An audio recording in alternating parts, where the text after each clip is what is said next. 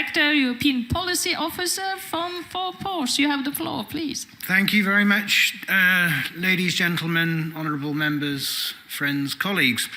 Thanks, first of all, to Olga as well for giving me the easiest presentation that we will no doubt have this afternoon. Live transport has always seemed to me to be the kind of perennial problem of European politics. I think the bar of expectation with it is sometimes set low, and perhaps with good reason, looking at the reforms that have come before. It always reminds me of that bad joke about the optimist and the pessimist. The pessimist said, everything's terrible, it can't get any worse. The optimist says, oh yes, it can. And unfortunately, that's too often what we've seen with the situation with live transport. The bar is set ridiculously low, and like Reineke's just said, I would be interested actually in conducting a straw poll of this. Hands up for how many of you are quite fed up with hearing the phrase over and over again that Europe is the best place in the world for animal welfare, because I sure am, for one.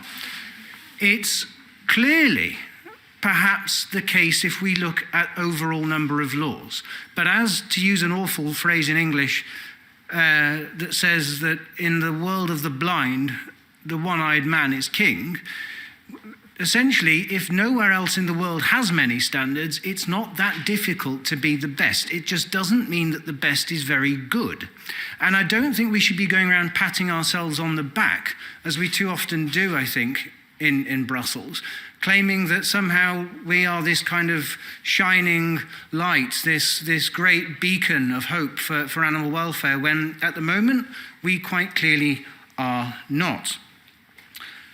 I also wonder, perhaps this is slightly wrong of me, whether to say that the bar might be set so low as to actually mitigate our own expectations. If we're consistently told, or is that just me being cynical, if we're consistently told that things are so fantastic here, maybe we might be willing to accept just a tiny little bit of an improvement rather than a big step forward.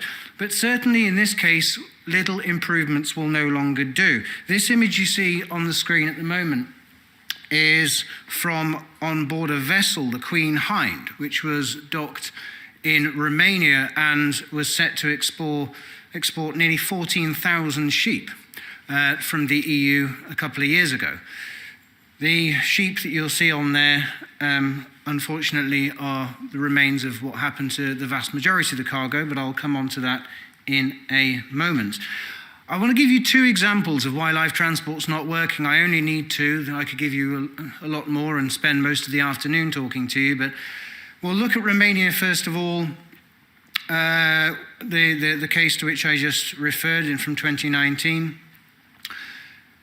Those sheep that drowned, only 180 odd survived. I'm very proud to say that Paws was directly involved in this. We were able to rescue some of the sheep involved, although not all 180 managed to go on to survive. But this is a story that we have seen time and time and time and time again with regards to sea transport. Some of you will be familiar with the stories of the Elbeek and the Caramellar, two ships that went round and round the Mediterranean. In fact, were going around for over 2 months because of a suspected case of blue tongue. The animals on board had absolutely no access to food, to water. Many ended up dying in their own excrement. And this is not an isolated incident. This is the norm, in a way, for live transport. These issues will continue to go on and on and on unless we fundamentally change the system. The map you can see in front of you depicts the current optimal standard route, you might say, for export by road for animals from Europe out through Turkey and ultimately to the Middle East. There's a severe lack on that route of resting posts for animals. Temperatures routinely during the summer are high, and certainly our inspectors and colleagues within Paws have been on the ground several times, not least in 2021 when we were looking at the export of cattle to Turkey, and the temperatures were completely and utterly unacceptable according to Annex 1 of the current law. They were ranging well over 30, and this is on the external temperature. This is not the internal temperature of the transporter in itself. So God knows what the temperature was on board there. This is completely illegal under the current law, but still the exports went ahead. Everyone, I think by now, knows that this is nonsense, that this has to stop. Everyone agrees it's rubbish. You can see the litany of institutions on the wall here and how they've condemned it. Unfortunately, the previous commission, a lot of credit is due for this one, the previous commission turned the art of being uninterested into an almost Zen-like act, and one that I wish, quite frankly, they hadn't been so smug about at times. But at least with this one, we have a commission that is willing to act, and we must hold them to doing so. We will not, though, take any further lessons in ideas that transport as it is can somehow be improved, and particularly with regards to live exports. The phrase improving live exports is perhaps the most stupid appropriation of words in the English language, at least in agricultural circles, since the fashionable words sustainable intensification were doing the rounds several years ago. This system simply has to change.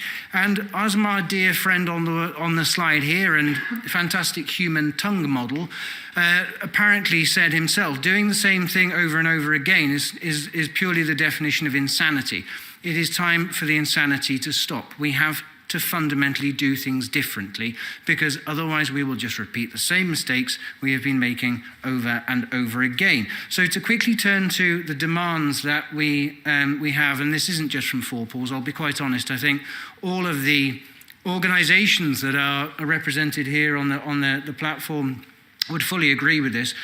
We need to end long-distance live transports. We certainly need to end live exports. We need maximum duration of transports and proper journey limits. We need to ban the transports of unweaned animals. We certainly need to look at ending transport by sea. We need a fundamental rethink in this area. And I am really, ultimately, for all the bad news I've just given you, heartened, not least by the words of our own commissioner, who sat there at the Agriculture and Fisheries Council only back in January and said that this time we will be led by the science. They will look at what has not worked before, and we will do things differently this time, and we will make sure that we hold the Commission, members of the European Parliament and Member States when it comes to it, to those words when the proposals are presented later this year. Joel, one quick point, sorry, before I finish. That last photograph on that screen was from a ewe and her lambs, the ewe actually being one of the animals that we managed to save from the queen hind in Romania, which, for those of you who know a little bit about live exports, will also show you how daft the whole thing is, because obviously that sheep is female. Thank you very much indeed.